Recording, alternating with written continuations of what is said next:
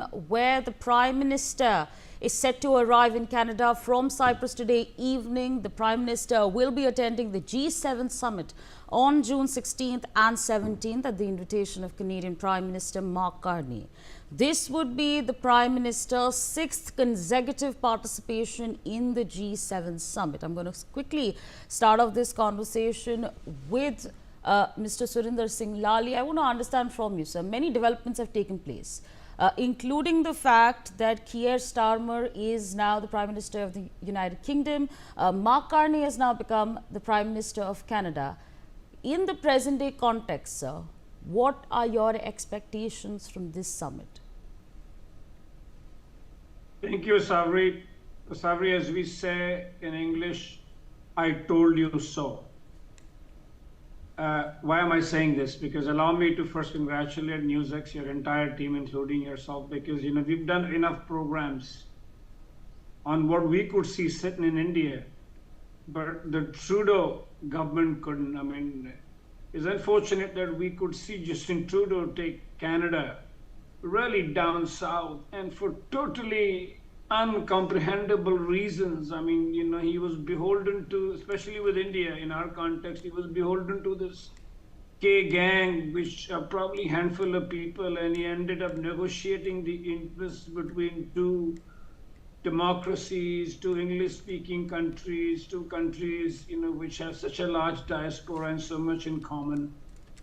But with Prime Minister Carney's invitation, I think the whole thing has come full circle. Although, let's give the devil the due.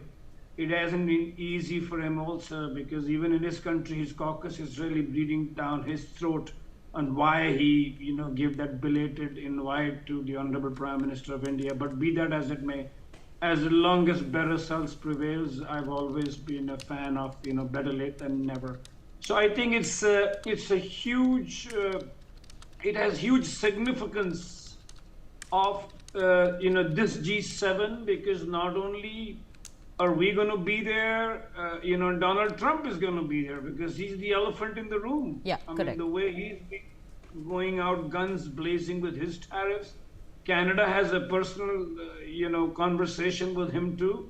And on top of that, we have Saudi Arabia this time, and other countries too. So briefing it up and leaving for the other meaty part for a later conversation. I think this is a huge turnaround with the way the two unfinished wars are happening. Operation Sindoor happened, and now Donald Trump, and now G7 happening.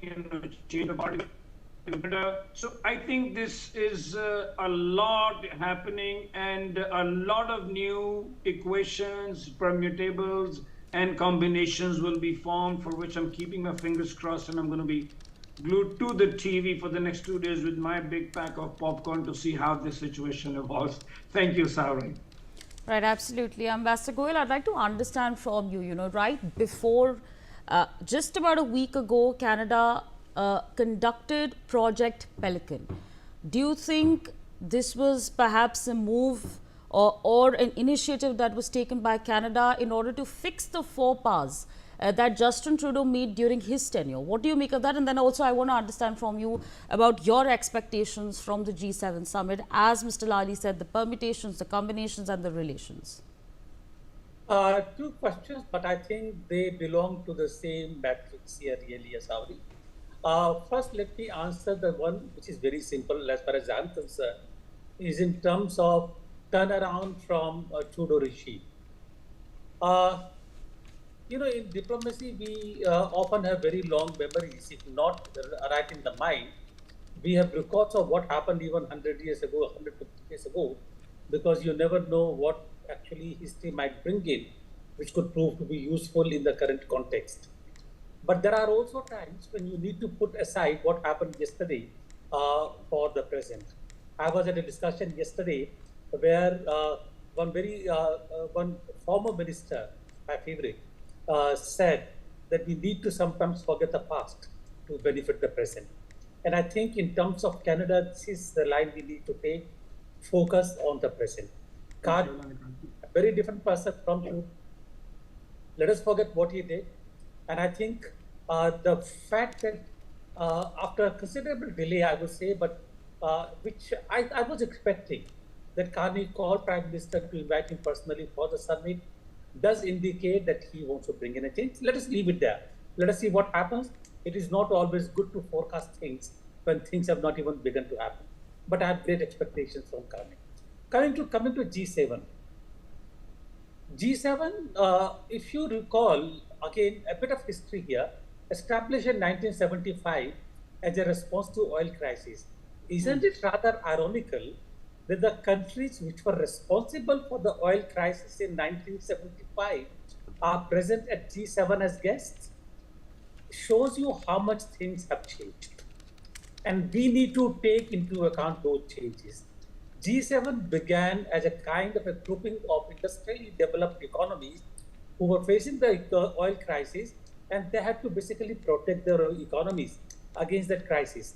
From that time, it has changed to a major economic grouping, 40% of the total global GDP, but more important than the world parameters, which includes 7 most important economies of the world, mostly European, 1 Asian, that is Japan, and the USA.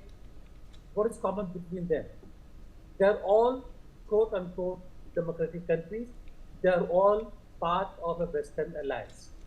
And therefore today G7 in conjunction or as adjunct to NATO and European Union has become an important, not economic grouping, but a political grouping to deal with the issues coming up after 75.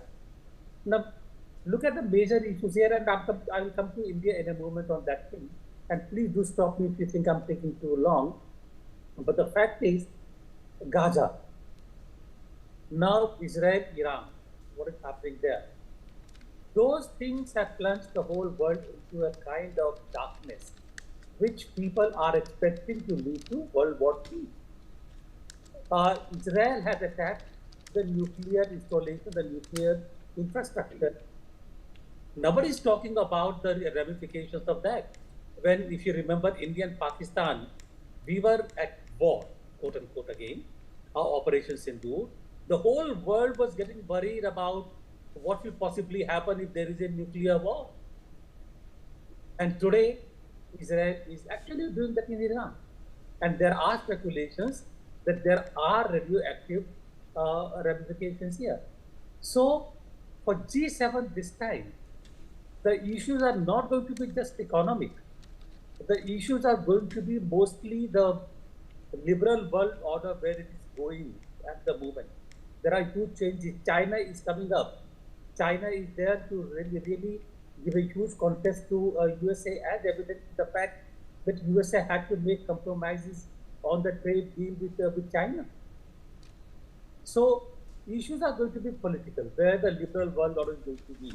And from that point of view, presence of India in that grouping is hugely important.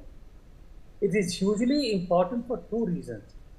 One, of course, gives an opportunity for Prime Minister Modi to meet with the world leaders on a bilateral basis. Canada, bilateral issues, but those will be many more opportunities. I don't think Prime Minister Modi should waste his time on those kind of prickly issues for which our High Commission is in Ottawa to deal with. Let them deal with those issues.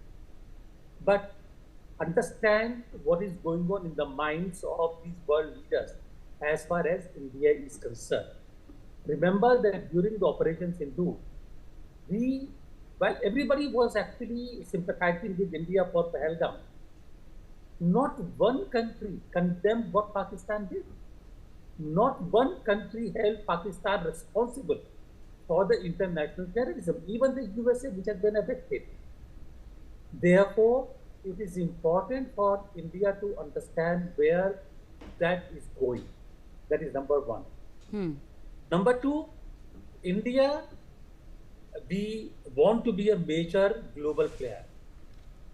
And as a global player, our competition comes from China. So we need to understand how these countries really look at India as an economic partner, because their understanding and their investments in India is going to make a success of what we think of India as a strategic autonomy, as a globally developed economy, as a country which is not just the fourth largest or the third largest economy, but as an economy where all people are participating in that economic growth. So that G7 participation is important for India, for liberal world economic, liberal world order, to understand where we are, and also participation of these economies in India's economic growth.